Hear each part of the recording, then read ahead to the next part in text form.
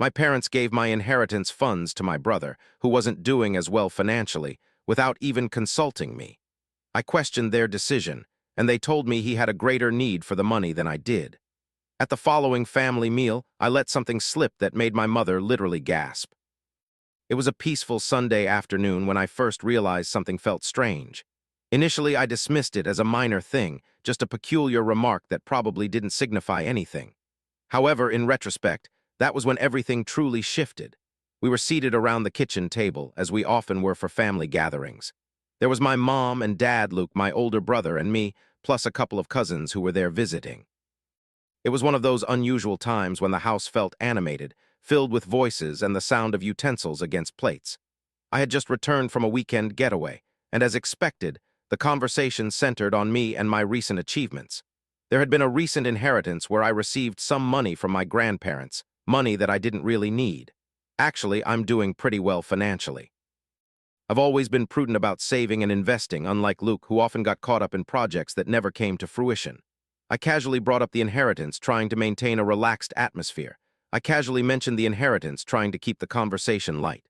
"Oh, the estate finally went through, so that's done," I said, smiling. "It wasn't like I really needed it, but it's good to have some security," I said, smiling. My father gave me a strange, forced smile. It was unlike him to act that way. I find it tough to openly discuss financial matters. As for my mom, she was toying with her coffee, her gaze fixed outside. As for Luke, he was being Luke, smiling, though mostly silent. That was typical of him. He'd only chime in when he absolutely had to. Then something bizarre happened. Mom checked my dad and then looked back at me before she spoke. "Luke could really use some of that inheritance more than you, wouldn't you agree?" she said. I was stunned. It felt like the atmosphere in the room changed, even if just for a moment. "What?" I questioned, uncertain if I had heard her correctly. "I thought, sure, but he's doing all right, isn't he?" My brother, who was seated across the table, stiffened abruptly. A moment of uncomfortable quiet passed, and he cleared his throat. Yeah, I'm managing." But I knew my situation was always a little more complex. That was really putting it lightly. Luke was always struggling. At least that was his preferred version of events. Every time I looked around, he was working on a new business idea. He had some failed startup or made a new investment that he watched disappear. It was the same repeating pattern every so often. It seemed he was continually on the cusp of success, yet it never materialized. It was really quite easy to understand the situation. My parents, God bless them, always bought into his story. But what truly shocked me wasn't what Luke said. It was the way my parents behaved. There was this odd, almost regretful look in their eyes as they said it, as if attempting to rationalize their actions. I was trying to understand what my dad had said. His words just lingered in the air, but they didn't click in my mind. "Listen," my dad finally said after a long moment, "we just believe Luke needs the cash more at this moment. He's been facing some serious challenges getting his life in order." I just kept looking at him, trying to figure out what he was telling me. "Are you saying," I asked, my voice sounding a lot angrier than I had intended, "that you gave Luke my inheritance?" My mom instantly stood up, her face starting to flush slightly. "It's not like that, Asher," she said, sounding flustered. We didn't want him to feel like we were ignoring him. He's been going through a difficult time for so long, and we figured it might help him get back on track." I could sense the anger growing within me. This wasn't simply about money. It was a complete violation of my ideas about what was right. I'd put in the effort for what I had. I sacrificed, made good choices, saved, and invested. Shoot, I even turned down some opportunities that I knew were too risky. Now they were saying my brother, who consistently made bad financial choices, needed the money more than I did. It was mind-boggling, but I wasn't certain what to say back. A part of me wanted to explode, to yell about how ridiculous this whole thing was, but another part of me could see their viewpoint. They adored Luke, and they wanted to assist him. But did that really make it okay to take my portion without even asking, without a single word? I was feeling all sorts of different emotions. Luke, to his credit, he seemed so uncomfortable, darting his eyes back and forth between me and Mom and Dad. He didn't appear embarrassed, though. There was a clear change in his face when he grasped that I was no longer falling for that. "I need this more argument." However, he stayed silent. He just sat there, agreeing with everything, letting them deal with it. I was at a loss for words. My folks were obviously uneasy. And Luke was either acting like everything was fine, or he genuinely didn't give a damn. I rose from the table and headed away from the unpleasantness. I needed some fresh air, I mumbled, and left the room.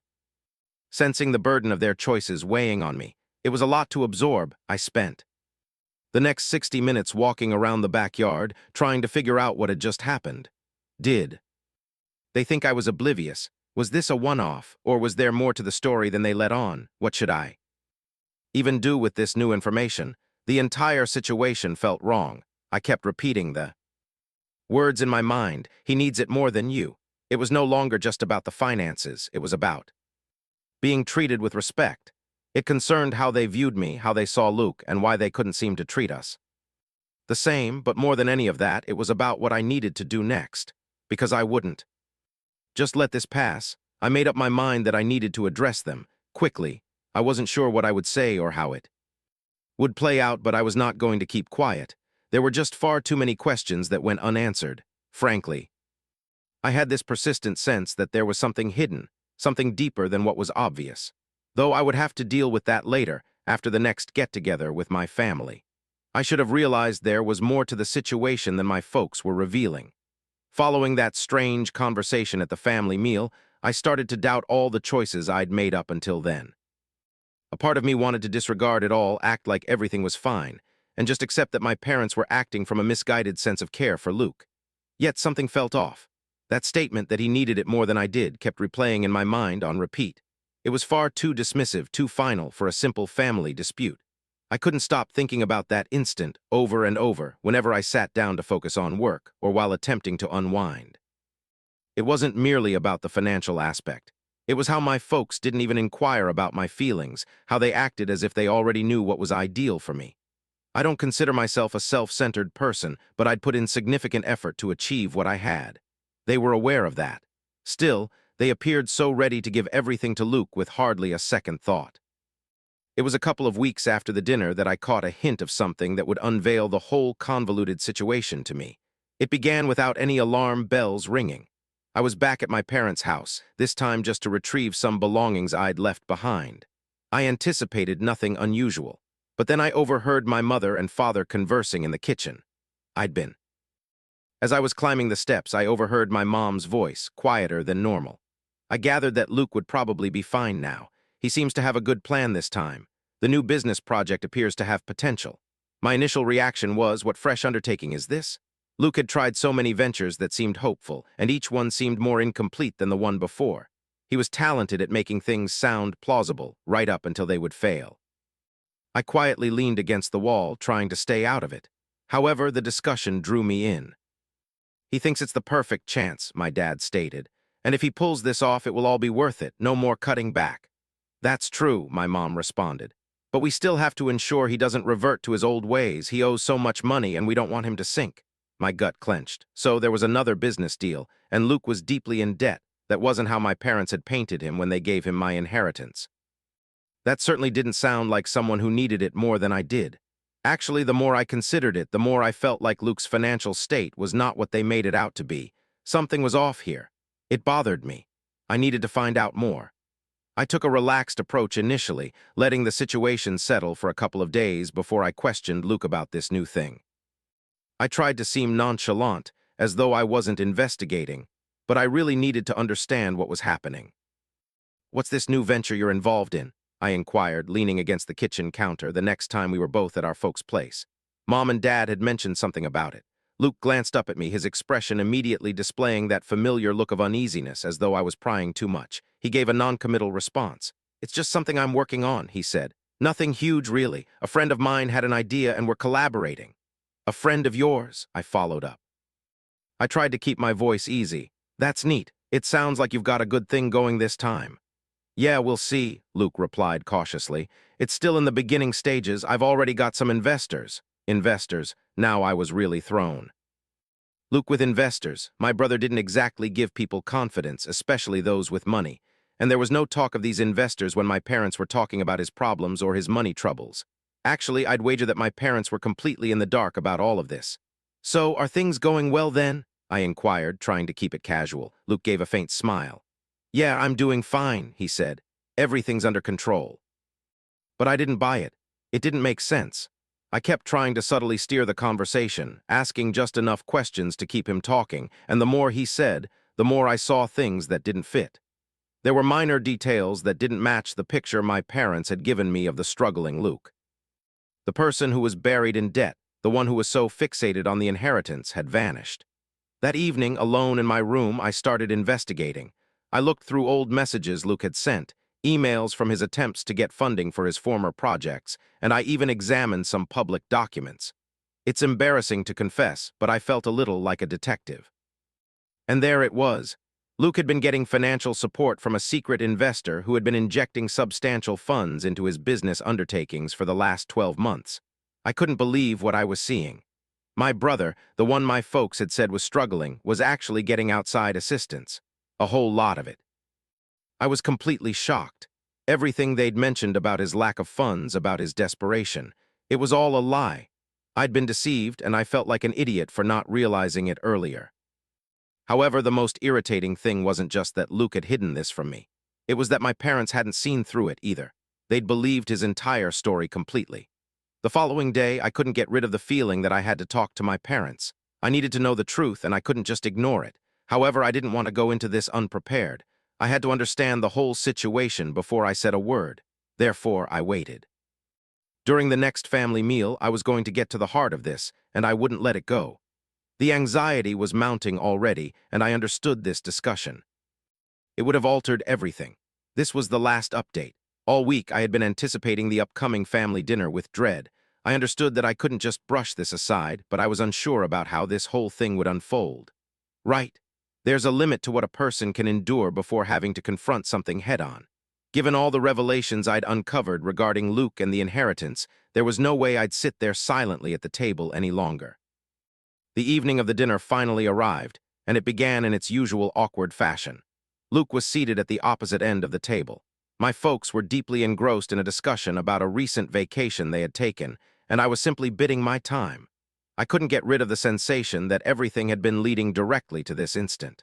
The small talk felt like a charade, something we were all pretending wasn't the truth.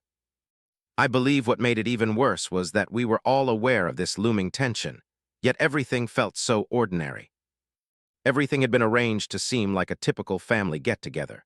The aroma of my mom's lasagna wafted through the air, and the sound of cutlery against plates seemed almost unnaturally flawless. The issue was that underneath the surface, everything was a disaster. I'd been wrestling with anger and the feeling of being betrayed because I'd been left out of the decision-making, and I realized it wasn't solely about the inheritance anymore. It was about feeling respected, treated fairly, and being recognized for who I am. I felt unseen, as if I wasn't just the dependable one who didn't need assistance, but the one who deserved to be treated with the same fairness as anyone else. After enduring all this bland conversation, I just couldn't take it anymore. I absolutely had to ask him. So, Luke, I began, keeping my voice even, though I couldn't hide a bit of an edge. How is that fresh business idea working out for you? As far as I knew, you were managing, but it feels like there's more to it than what we were told. The moment I spoke those words, the whole table fell silent. I could feel Luke staring at me, and for a brief moment I believed he might not say anything. He looked completely stunned. He started to speak, but then he just stopped. My folks, though, started to fidget. My mother's face got red, and my father pushed up his glasses, avoiding my gaze. It's a really big chance, Luke stated, sounding more defensive than he likely meant to. There are a lot of complex details. You wouldn't get it, I cut him off. You know, you're right, Luke, I probably would not. Because last I knew you were loaded with debt, saying you were having difficulties. But it's amusing because when I looked into it a little, I stumbled across something intriguing. I could see my mom's face go completely pale. Her hand shook ever so slightly as she reached for her glass. I let the quiet stretch out before going on. It turns out you've been getting financial support for these endeavors of yours, and not just any support either. It's coming from investors. A serious amount of money, as a matter of fact. It's interesting that you never. I wondered why you didn't share any of this, especially when you've been struggling with financial difficulties. Honestly, I'm curious. Why didn't you confide in anyone? Why didn't you tell me? The atmosphere around the table seemed strained, almost suffocating.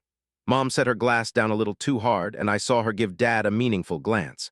Luke remained quiet, and I could tell he was struggling to find an explanation, but nothing came to him. I just didn't want to cause anyone trouble, Luke whispered, but I could tell he wasn't persuaded by his own justification. His hand trembled as he reached for his wine glass. Oh, so it's a burden now? I asked, raising my voice slightly. Well, I feel like I'm owed a burden too. You know, after you took what was mine, the inheritance money that was supposed to be shared equally.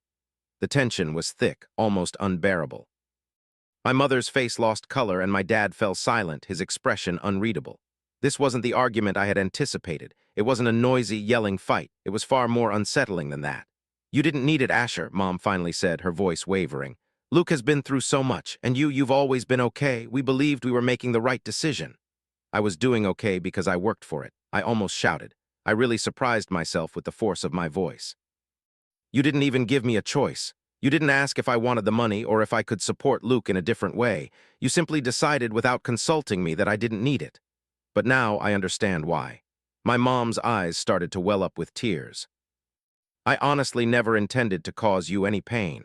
I genuinely believed I was assisting your brother, you know. He's consistently struggled throughout his life. Was that lying to me, stealing from me? I rose to my feet and a wave of anger washed over me. I'd attempted to contain it, but I just couldn't do it any longer.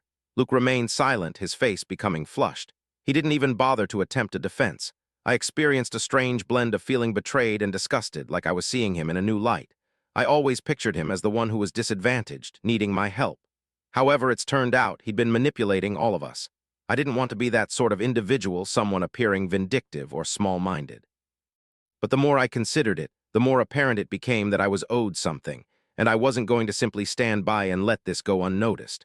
Consequently, I did something I'm not especially proud of. I turned to my parents, looked at my mom, who was still trying to keep it together, and said, I hope you relish the generosity you provided to Luke because I just sold my share of the inheritance. I gave the money to a charitable organization. It wasn't solely intended to punish them. It was mainly because I didn't want a trace of it. I just wasn't interested in participating in their scheme anymore. If they thought Luke required the money, fine by me. I wanted nothing to do with it.